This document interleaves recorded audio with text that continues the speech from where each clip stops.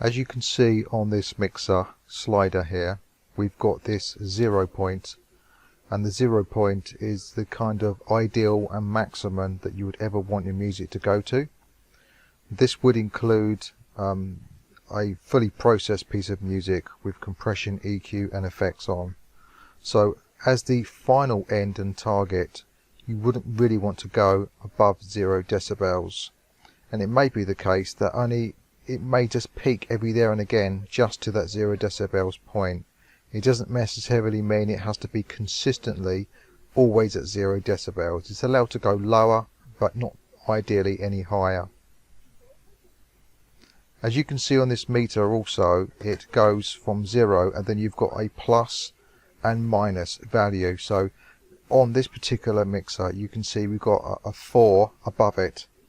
So I've got my mouse there, here's the 4 above it, and it just goes in increments on this mixer rather than going 1, 2, 3, 4, etc. So anything above the 0 is going to be a plus decibels. So this would be 4 decibels, 8 decibels, 12 decibels, and some mixer meters actually go right up to like 20. Obviously you don't really want to go to these levels, especially if you were to, for instance, go to say plus 8 decibels. You're going to be clipping really badly by this point. And in a digital recorder like we're using, like DAW, you're going to get digital distortion. It sounds a little bit different from analog distortion, but it's not very nice. So the ideal would be to have 0 decibels as your final target. As you can see in this diagram, it's just what I explained.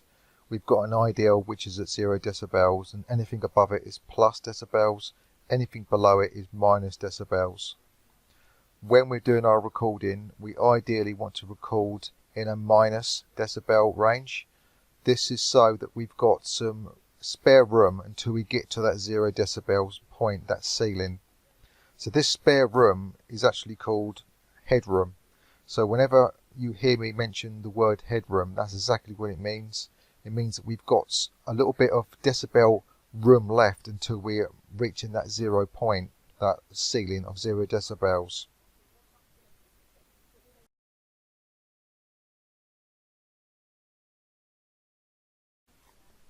In this little example here, just by pinpointing some areas on the meter, you can see that I'm pinpointing this lower range minus 10 decibels, just in this example, and then we've got this max for the final decibels at 0. So you can clearly see that there is if we were to record at minus 10 decibels, this would technically give us what's known as a 10 decibel headroom. We've got 10 decibels until we get to the maximum level that we ever want to go to, which is 0 decibels. It's kind of like a numeric system which is going backwards. So it always starts at 0, then it goes backwards, minus 1, minus 2, minus 3. So in this diagram you can see here, if we were to record at minus 10 decibels at the absolute highest peak, it means that we've got 10 decibels headroom to play with. Now, what do I mean exactly by playing with? What it means is when you add reverb, EQ, compression, not so much compression, but that does come into the equation, all of these things will boost the decibels. So you need to give yourself some headroom in order to apply certain effects like a chorus, reverb, and of course compression, which is what this video is about. You need something or somewhere to be able to push the levels higher. So recording at lower levels will allow a certain amount of headroom. If we were to record at minus 20 decibels, it means between minus 20 and 0 we've actually got 20 decibels to play with to gain those levels up higher.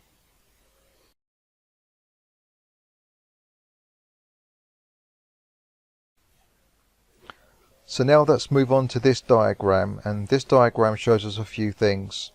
So first of all, let's explain what we're looking at. these black zigzag lines are indicating what you would see as a waveform in a DAW. Now, as you can see, they're pretty damn low down here.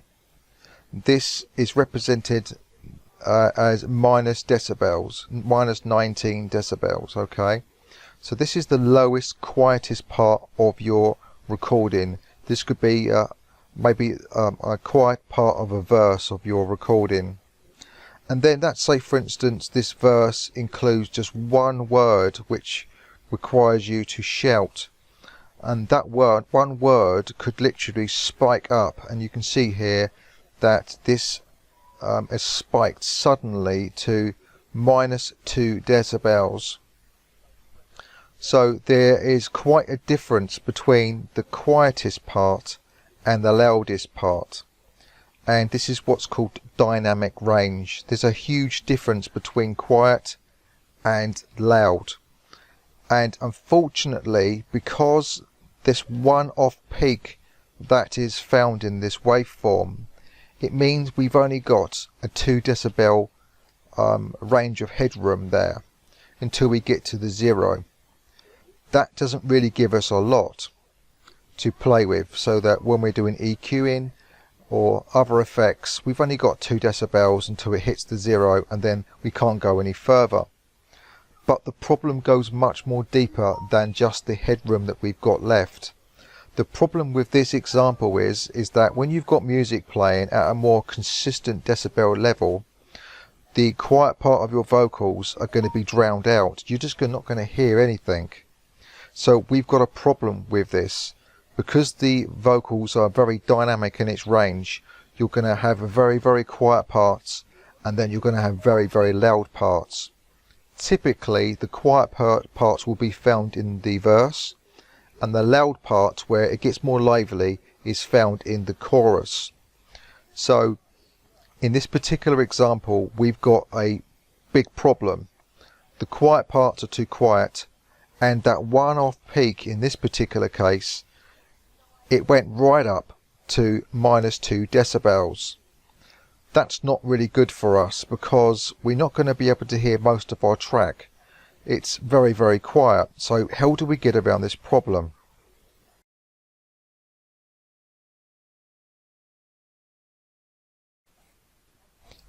This problem is obviously something that we're going to come across quite a lot when we're recording vocals.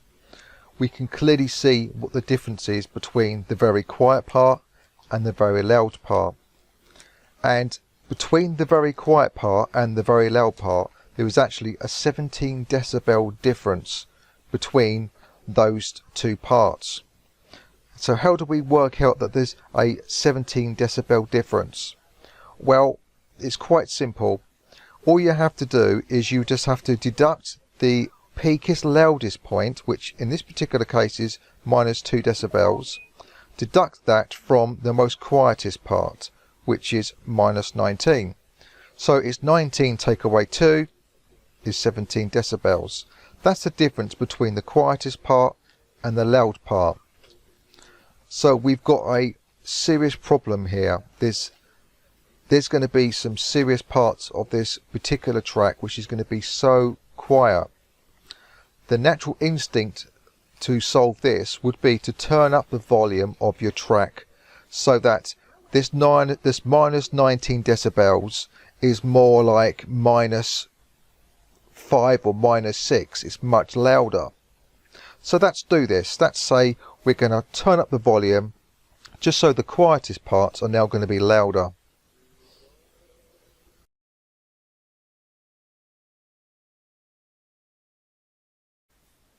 So this is the result. On this side here of my diagram, this is the diagram that we've seen previously. It's just made smaller. And what we're denoting here is, here's the decibel range at 0, the ideal. And it's denoted by a green text there. This is the perfect ideal. And this is relevant to the 0 on our, see there, on our fader. We don't want to go above this. And you can see in this particular case that we had, like previously seen, but a smaller version of it, we had a peak, just one peak in the audio recording. that took us to 2 decibels. It only left us with 2 decibel headroom. That's not great. And you can see the quietest part of our track here is minus 19. Now, as I mentioned in the previous slide, the only way that we can naturally think of dealing with this is just to whack up the volume. So the diagram on the right is showing me doing just that. What I've done is I've turned up the volume so that these peaks here, you can see that was quiet down here, is now being turned up. But while the lowest peaks are now being turned up louder, it's also turned up the highest peaks along with it. This means that now the highest peak is a whopping plus 19 decibels above the normal range of 0. This is because we've turned it up to a much higher level. So you can see here that just raising the volume up on the slider of your mixer is going to solve one problem by making the quiet bits louder, but it's going to cause another because it's going to also lift that one-off high peak in our audio signal. And this one-off peak is now going to be clipping at plus 19 decibels. So we can't do that either. We can't just simply lift the volume up because it's going to also lift the volume up of those higher peaks along with it. As a result, as you can see in this fader, what this results in is we're going to have our meter going right up to the top and above, and we're going to clip. And our meter only goes to plus 12 decibels on here, but in our example is actually whacked right up to 19 decibels. So it's clear to see here that we can't just simply turn up the volume on our mixer channel for our vocals to get the quietest parts louder, because it means that also the loudest parts are also going to be louder at the same time. And the loudest part in our example was already very close to 0 decibels already.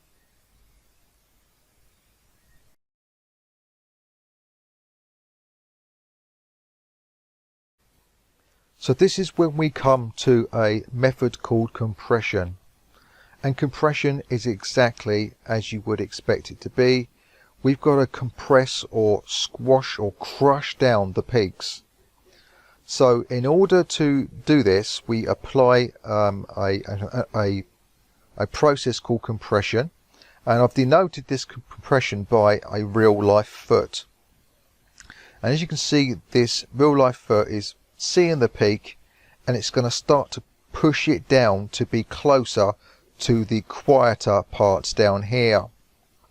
Now, before it starts to crush it down, you can see here that because the peak is so high at minus 2 decibels, it means we've only got a 2 decibel headroom until we get to 0 decibels, which is our ceiling.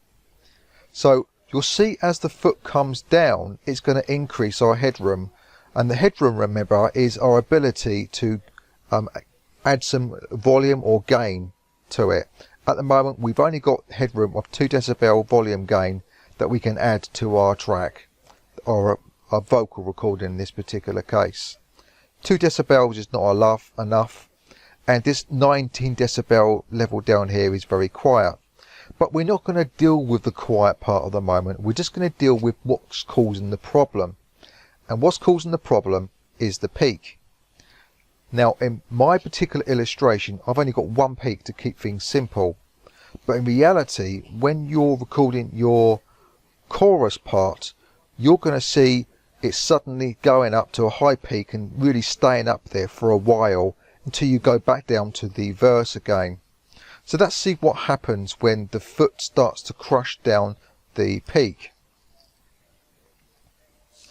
As you can see, the foot starts to crush down the peak, and because it's crushing it down, it's now increased our headroom. In this imaginary headroom, it's now allowing us to have a ability to raise our overall volume level now by a massive 10 decibels. We've actually gained 10 decibel headroom because we've crushed down that peak. Let's see what happens if we push down this peak a little bit lower. So now the peak has been crushed down by this imaginary foot here, or the compressor, and it's pushed it down almost down to the quietest part of our chorus, or shall I say our verse. Our verse is at minus 19 decibels, and you notice that the foot is stopped before it's crushed that peak down to the quietest part. Now, as you can see from this text, it says easy, don't crush it too low. Now, the reason why we don't want to take this peak down too low, if it was a chorus part, is because we want to allow some dynamic range. We want to allow some volume difference between what is perceived as quiet and what is perceived as loud. So in this particular case, I didn't allow the compressor or the foot to crush it down all the way to exactly the same level as our quietest part. But by simply crushing it down even to the level that we've taken it, this is around about 2 decibels higher than our lowest quiet part.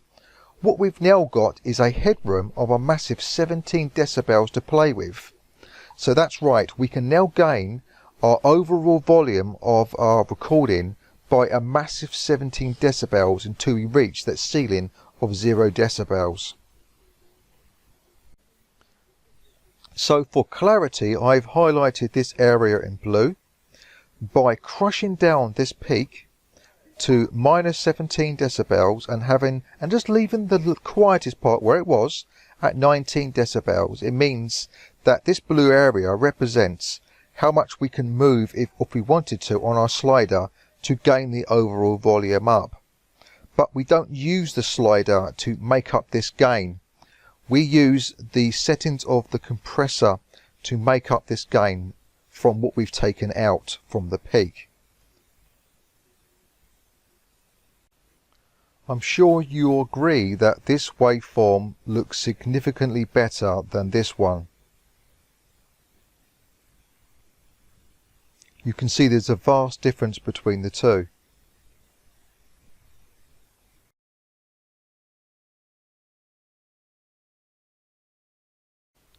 So we're in Studio One, and I've got this meter up here, and what this meter is going to show you is it's going to show you in green where it's safe, then it's going to show you in yellow where you're kind of getting out of the ideal area, and then red is going to be clipping.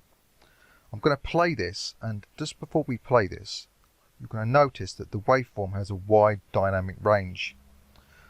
I was doing a type of singing, talking in the very low range, as you can see here, and then suddenly I shouted, as this would indicate a drastic change in a song.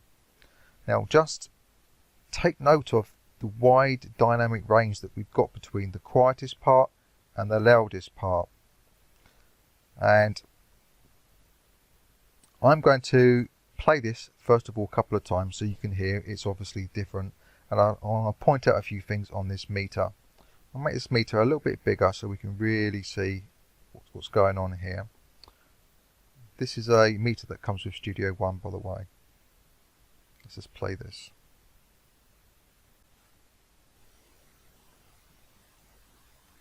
Waiting for the time, then we're seeing where we're going.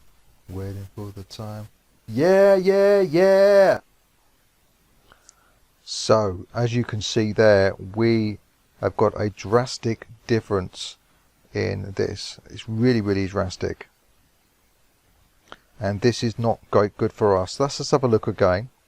And we're going to see just how loud the quietest part is. Yeah. Waiting for the time, then we're seeing where we're going. Waiting for the time. Yeah, yeah, yeah! Waiting. So, as you can see there, I've just put my marker there. So the quietest part is minus 10.7 decibels. That's where I'm kind of talking. And then when it goes into its highest peak, let's play this and see how high it is. Waiting for the time, then we're seeing where we're going. Waiting for the time. Yeah, yeah, yeah! Waiting for the time, then we're seeing where we're going. We're looking at plus 9.5 decibels, so we're going well into the clipping area there. So instantly, because we're clipping already, what we could do is we can say, oh, we need to record this again, which you obviously would. But let's say for argument's sake we want to make it so that our quietest parts are louder and our loudest parts are quieter. This is where compression comes in. But before we go to the compression, I'm going to just use this slider to make up for a really bad recording, which you wouldn't want to do.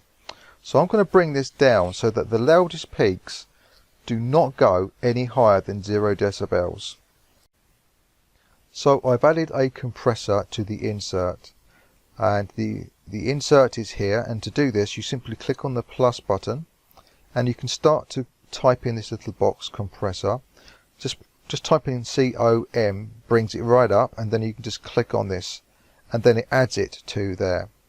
Once it adds it to there, if it doesn't open up right away, you can just double click on this in the insert and it will open up the plugin that we've added.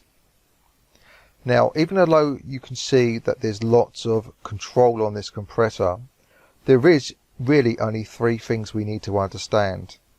And the 3 things we need to understand are really is the threshold, the ratio, and the makeup gain.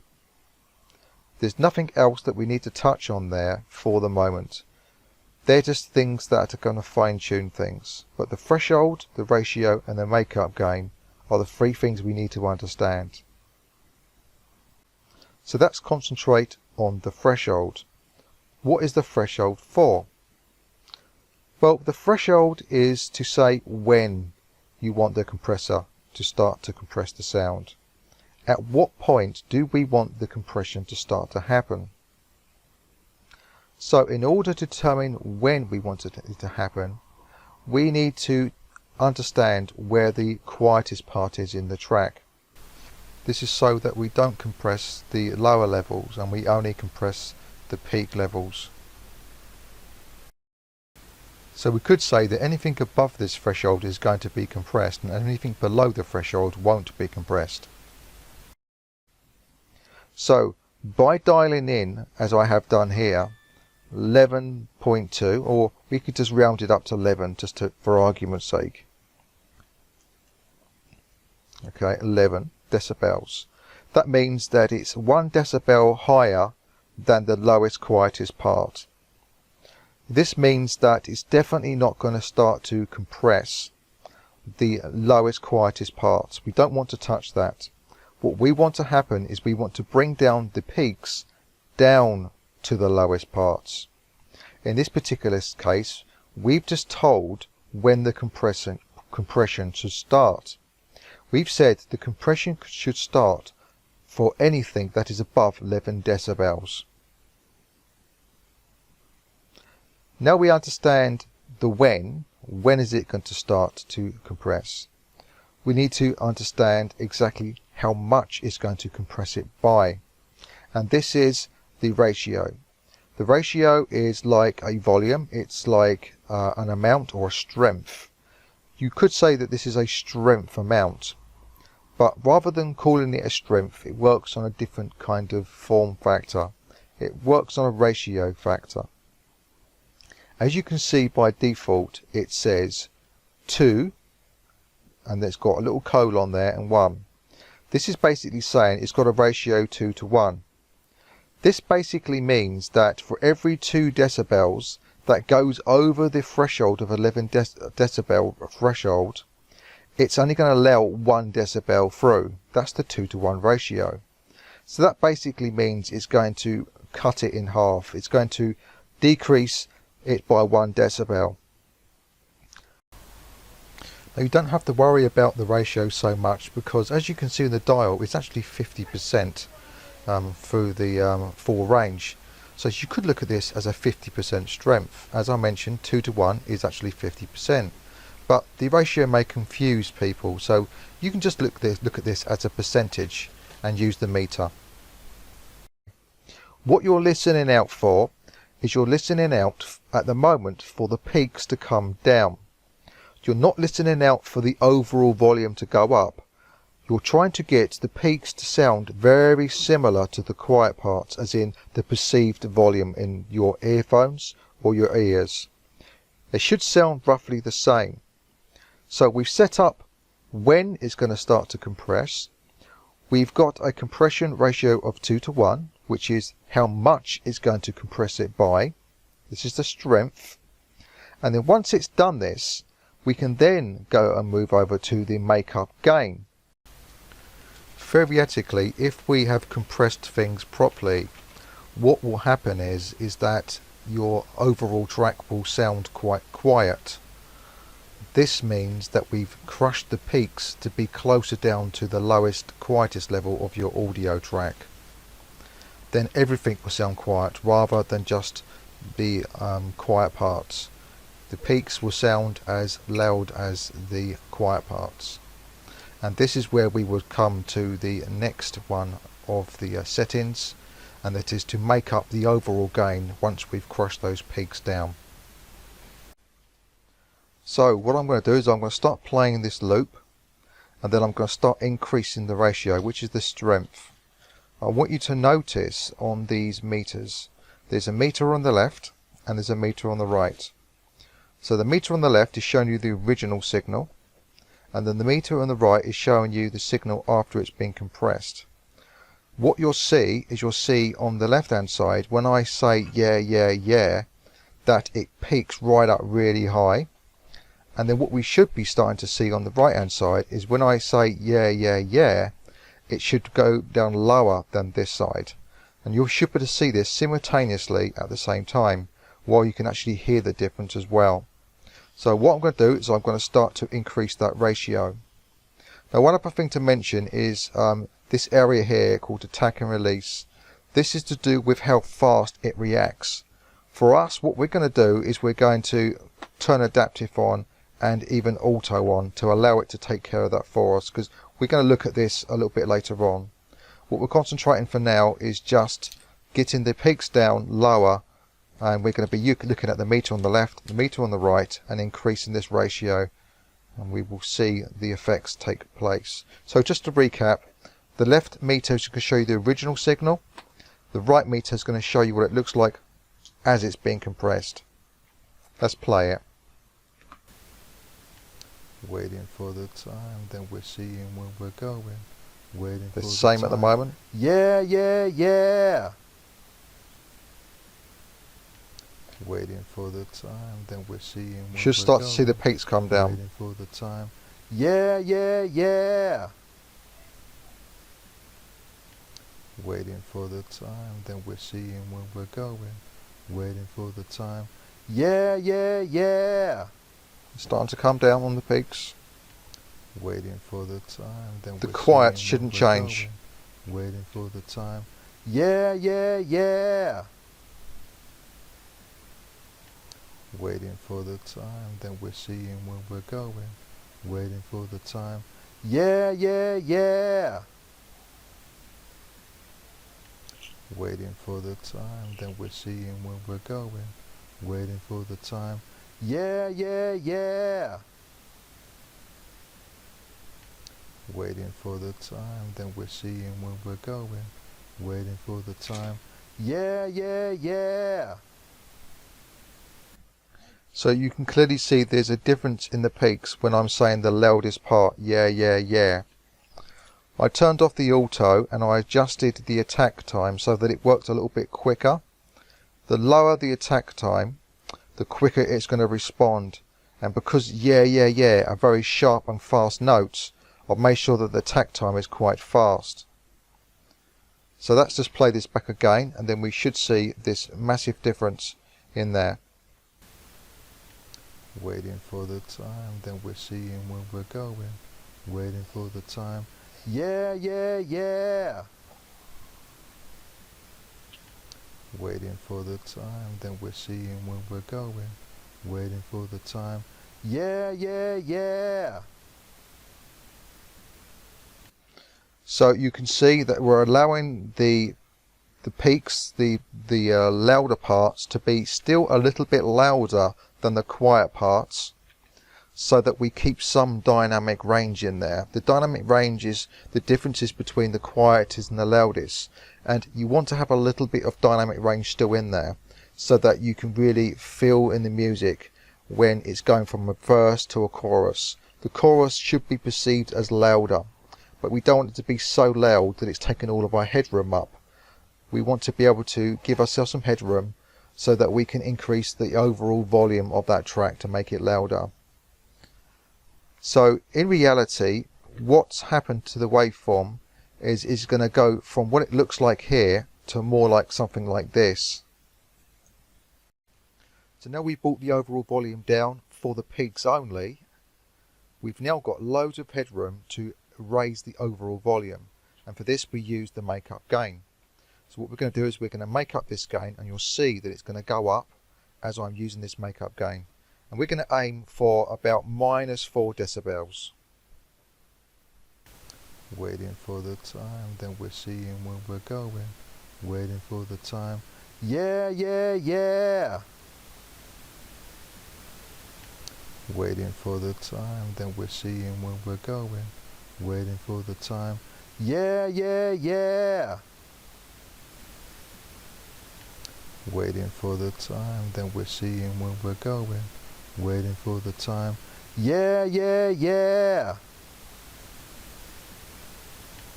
Waiting for the time, then we're seeing where we're going. Waiting for the time. Yeah, yeah, yeah. Waiting for the time, then we're seeing where we're going. Waiting for the time. Yeah, yeah, yeah. Now if you look at the waveform, it would look something like this. As you can see, the overall waves is more even in distribution. There's no real quiet areas and there's no real high peaks. They're a little bit more even, but what you can still see is there is a bit of dynamic range where the yeah, yeah, yeah part is coming in, because it should be perceived and it should be slightly louder than the quiet parts.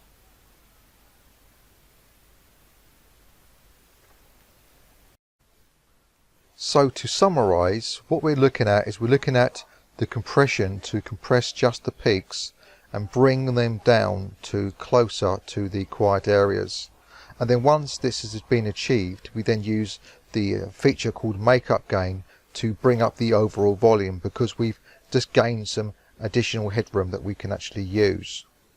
We use just 3 primary features of a compressor, which is the threshold, which tells the compression when that it should actually start to compress, at what decibel level should it start to compress from. This is normally set to be above the level of the quietest part of your track, so that your quietest part does not get compressed, just anything that's above that. In our example, our quietest part was 10 decibels, so you can see here that I put the threshold just above 10 decibels to make sure that anything below this didn't get compressed. Then we moved on swiftly to the ratio, which is essentially the strength of the compression. The more the dynamic range there is between the quietest and the loudest, the more strength you're going to need. Then we looked briefly at this attack thing on here. This attack is quite important, but we haven't really spent much time on this. But essentially what this does is that it makes sure that the compressor responds fast enough. If the compression does not respond fast enough, that you're not going to be able to see the results happening in time. It's kind of lagging behind. So even though we tried the auto, it didn't really work too well for us. So what we did is we just simply brought down the attack so it's reacting faster, and then as a result we actually saw that compression happening. What we was looking for is we was looking at the original signal on the left hand side here, so we can get an idea of the dynamic range differences between quiet and loud. And then we were looking on the right hand side as we were adjusting things to see that the loudest parts were no longer going as loud. And we could see this simultaneously at both of these meters at the same time. When I was saying yeah, yeah, yeah, on this side it was peaking very high, yet on this side it was way down here when it was peaking. Still a little bit more louder than the quieter parts, but not massively so. Once we got that down, we used that makeup gain to lift up the overall volume for what we took away from the peaks. What we took away from the peaks was enough to bring it all the way down, and it would suggest that we kind of took away around about 7 decibels in total from that. So we use the makeup gain of 7 decibels, or roughly around about that. There are other things on this compressor that we can use and set up for, but we really don't need to really go into too deep with those. One of the ones that I hadn't mentioned was the soft knee, for the soft knee compressor. This can kind of slow down the response a little bit, so even though we've got the attack set quite aggressively, the soft knee will do it more softer. It won't be so sharp, it won't be so noticeable. So with that said, we've looked at a compressor more complicated than the compressor that we would normally maybe use, maybe the CL2A. That's got lesser features on there, but it does exactly the same thing as this. What we do here is a massive difference between with compression and without compression. So what I'm going to do is I'm going to finally just play back so that you can see the waveform on the screen and you can hear the differences between with compression and without. So let's do that now. First of all, we're going to do it without. Waiting for the time, then we're seeing where we're going. Waiting for the time. Yeah, yeah, yeah. With. Waiting for the time, then we're seeing where we're going. Waiting for the time. Yeah, yeah, yeah. Without. Waiting for the time, then we're seeing where we're going. Waiting for the time. Yeah, yeah, yeah. With. Waiting for the time, then we're seeing where we're going. Waiting for the time. Yeah, yeah, yeah.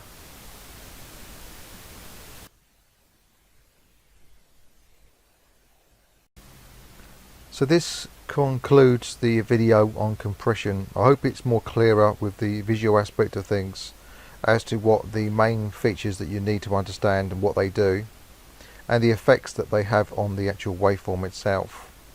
Just to note that the waveforms that I showed you, you don't actually get to see when you're actually doing the compression. I just showed you these waveforms to show you what it would look like if you were to bounce down these tracks. In other words, to bounce the compression into the actual audio file permanently. You don't actually get to see the waveform until you would do that. This would be like when you master your track and you produce your final MP3, like with the whole thing mastered. That's the time when you'll see what the compression looks like. But I wanted to show you the illustration of what the compression is actually doing on a waveform. Ideally, you want to have your dynamic range still there, but not so aggressive between quiet and loud. You want to have your chorus still standing ahead a little bit so that it kind of creates a brand new lift in the song. It kind of gives a more excitement in the song. If you over compress a song where your loud parts are sounding as loud as your quiet parts, then there's no energy in your song anymore and it's going to sound very flat and horrible.